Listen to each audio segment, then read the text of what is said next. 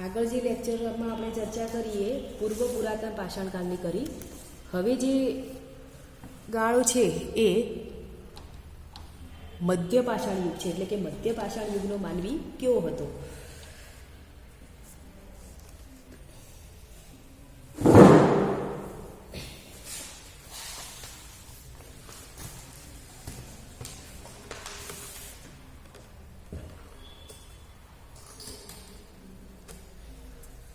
પૃથ્વી ઉપર અંતિમ હિમયુગની પૂર્ણાહુતિ પછી અર્થાત ઈસવીસન પૂર્વે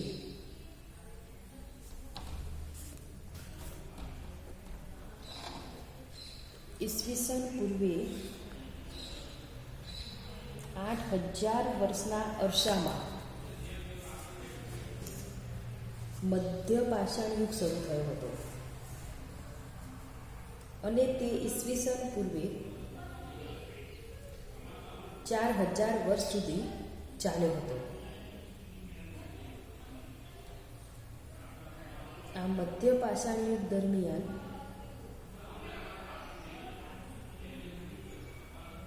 પૃથ્વીની સપાટીના ભાગો ઉપર જળવાયુ સૂકા બન્યા તેમજ થોડા ગરમ બનતા ગયા. આબોહવાકીય આ પરિવર્તનની સાથે સાથે પૃથ્વી પરની વનસ્પતિ સૃષ્ટિ તેમજ જીવસૃષ્ટિમાં પણ પરિવર્તન આવતું ગયું. આ મધ્ય પાષાણ યુગ દરમિયાન ક્રોમેગ્નન માનવની બોલબાલા હતી. તેનું મસ્તિષ્ક પૂર્વ પાષાણ યુગના માનવી કરતાં વધુ વિકસિત હતું.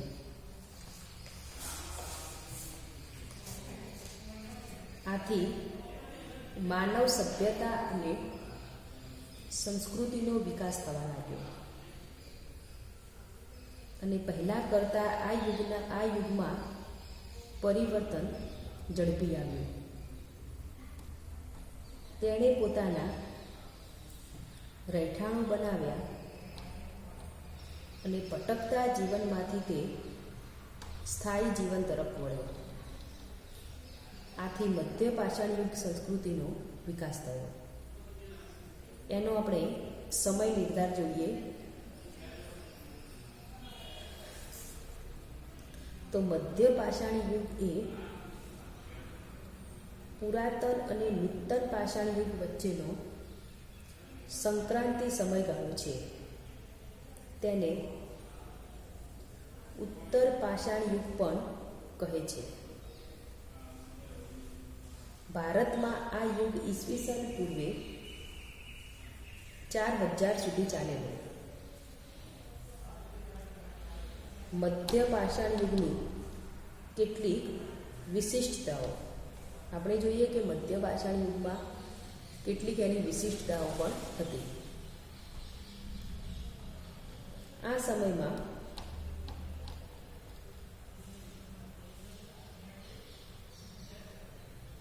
આબોહવા અને હવામાનમાં પરિવર્તનો આવ્યા હતા, જેની અસર તત્કાલીન માનવ અને તેની રહેણીકરણી ઉપર પડી હતી. નવા પ્રકારના પશુઓ અને વનસ્પતિઓ પૃથ્વી ઉપર અસ્તિત્વમાં આવ્યા હતા. રેન્ડિયર, મેમર, જે ઠંડીમાં રહેતા હતા. આ ઉપરાંત ઘાસ પર નભનારા હરણ, સસલા, બકરા વગેરે પણ પૃથ્વી ઉપર ઉમેરાયા.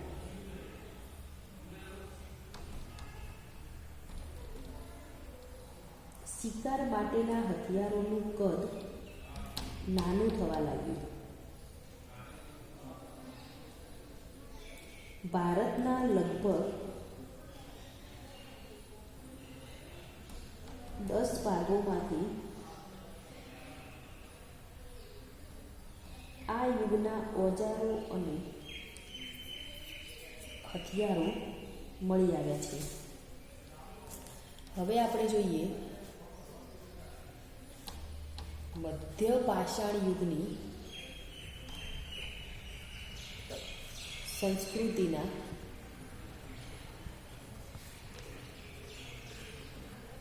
સ્થળો.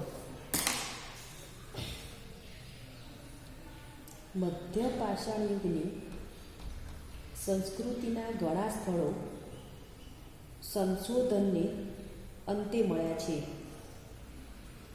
જેમાં મધ્ય ભારતનું નાગપુર, કૃષ્ણા નદીની ખીણનો પ્રદેશ મુખ્ય છે. મધ્ય પ્રદેશની નર્મદા નદીની ઘાટીનો પ્રદેશ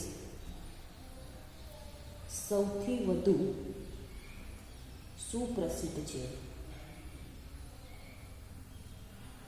આ ઉપરાંત ગોદાવરી નદીનો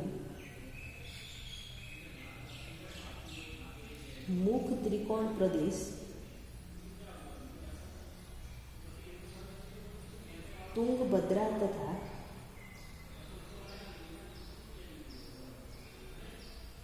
પેન્નાર નદીઓની વચ્ચેનો પ્રદેશ તિલકવાડા અને ભીલવાડા જિલ્લામાં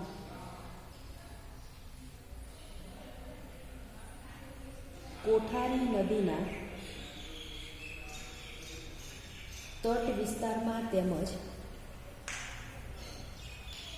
પંચભદ્ર નદીની ઘાટીમાં બાગોર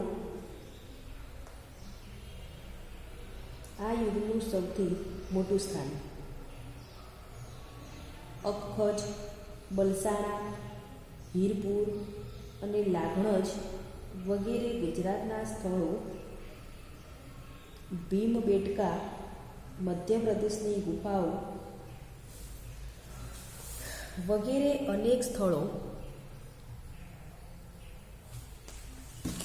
મધ્ય પાષાણ યુગીન સ્થળોએથી મળેલા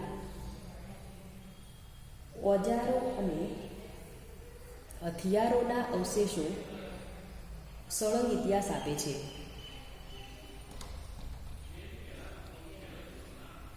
આ ઉપરાંત લાખા, જુવાર, આદમગઢ, પ્રતાપગઢ, મિર્જાપુર વગેરે ઉત્તર પ્રદેશમાં, કુપાગલ્લુ કર્ણાટકમાં એ સઘળા સ્થળોએથી ગુફા ચિત્રો મળી આવ્યા છે.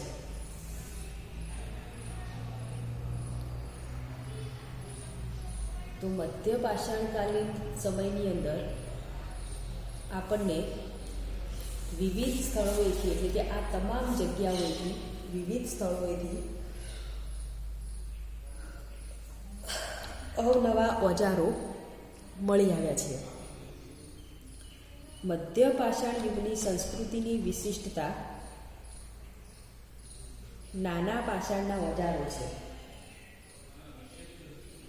આ સંસ્કૃતિની માનવજાતે મુખ્યત્વે સલ્પ ઓજારોનું ઉત્પાદન કર્યું હતું. આવા સલ્પ ઓજાર સમગ્ર ભારતમાં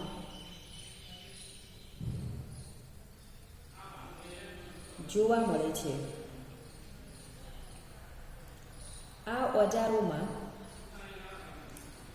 થોડોક ફેરફાર પણ દેખાય છે, જેમાંથી મુખ્ય ઓજારો બનાવવામાં આવતા હતા, જેમાં ખુરપીઓ, લાકડાના હાથા વગરની આગળની ધારવાળા હથિયારો, હાથ કુહાડીઓ, ધારવાળા હથિયારો પુષ્કળ પ્રમાણમાં વિભિન્ન સ્થળેથી મોટી સંખ્યામાં મળે છે. હાથ કુહાડીઓનો વિવિધ બાબતોમાં ઉપયોગ એ આ યુગની ખાસ વિશિષ્ટતા છે. ભારતમાંથી મળેલી આ હાથ કુહાડીઓ પશ્ચિમી એશિયા, યુરોપ અને આફ્રિકામાંથી મળેલી કુહાડીઓ જેવી જ છે. પથ્થરના ઓજારોનો ઉપયોગ એ આ યુગના માનવી મોટે ભાગે કાપવામાં કે છોલવા માટે કરતો હતો. ભોપાલથી 40 કિમી દૂર દક્ષિણમાં આવેલ ભીમબેટકામાંથી હાથીની કુહાડીઓ, ફરસીઓ, ખુરપીઓ તેમજ કેટલાક ઓજારો મળી આવ્યા છે.